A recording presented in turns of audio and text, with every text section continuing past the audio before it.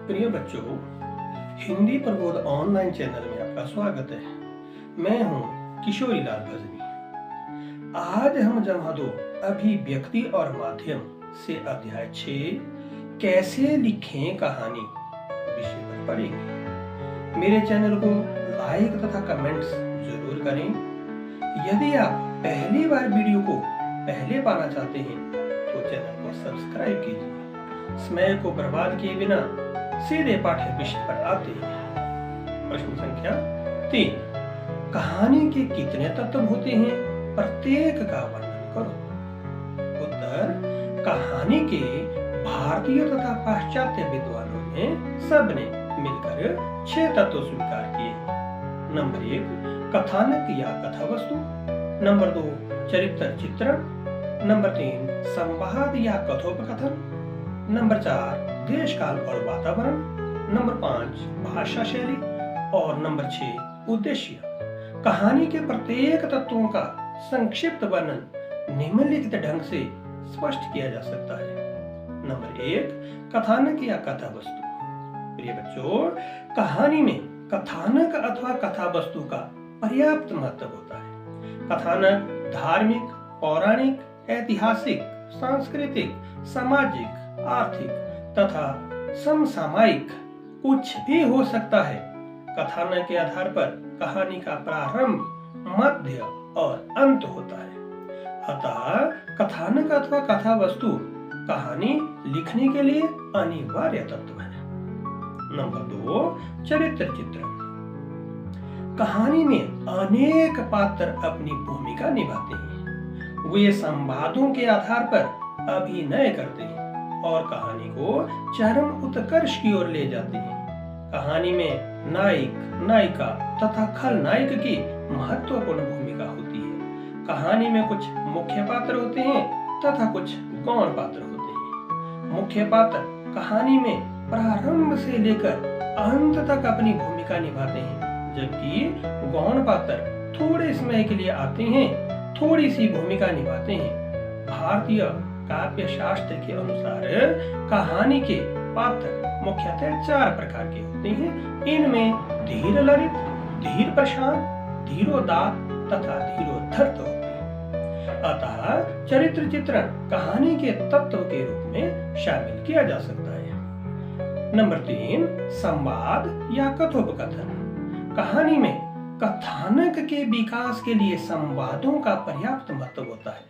यद्यपि कहानी के संवाद लंबे लंबे होते हैं, इसलिए कई बार पात्रों को संवाद याद करने के लिए कठिनाइयों का सामना करना पड़ता है। संवाद को कहानी की आत्मा कहा गया है।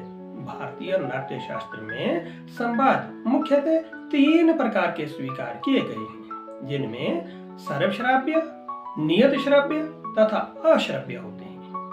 प्रिय बच्चों, सर्वश्राव्य वे संवाद होते हैं जिन्हें सब पात्र एवं दर्शक सुन सकते हैं। नंबर 2, नियत श्रव्य वे संवाद होते हैं जिन्हें कहानी में कुछ सीमित पात्र एक दूसरे के माध्यम से बोलते हैं तथा सुनते हैं। नंबर 3, अश्रव्य वे संवाद होते हैं जिनमें पात्र दूसरों को कुछ नहीं बोलते, बल्कि अपने शरीर के हाव भाव के माध्यम से प्रकट करते हैं। इनमें क्रोध, भय, प्रेम, घृणा इत्यादि प्रकार आते हैं। अतः संवाद कहानी के अनिवार्य तत्व के रूप में शामिल किया जा सकता है। नंबर 4, देश काल और वातावरण। कहानी लिखने के लिए देश काल और वातावरण का पर्याप्त महत्व होता है। कहानी का कथानक जिस देश से लिया गया हो तथा जिस काल से लिया गया हो, उसे उसी देश के अनुरूप उद्घाटित करना चाहिए। जिस वातावरण में कहानी रची गई हो, उसी वातावरण में उसे फलीभूत किया जाना चाहिए। कहानी रचते समय देश दोष, काल दोष तथा वातावरण के दोष से बचना चाहिए।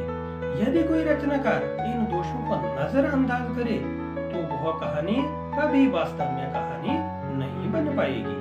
अतः कहानी की रचना करने के लिए देश का और वातावरण को अनिवार्य तत्व के रूप में शामिल किया जाना चाहिए। नंबर 5 भाषा शैली। भाषा वास्तव में हमारे विचारों को अभिव्यक्त करने का सबसे सफल माध्यम होता है। इसलिए कहानी की रचना करते समय रचनाकार को आम बोलचाल की सहज भाषा का प्रयोग करना चाहिए। वाक्य छोटे होने चाहिए तथा स्पष्ट शब्दों में लिखे जाने चाहिए। यदि हो सके तो लंबे संवाद को लिखने से बचना चाहिए। कठिन भाषा का प्रयोग नहीं करना चाहिए।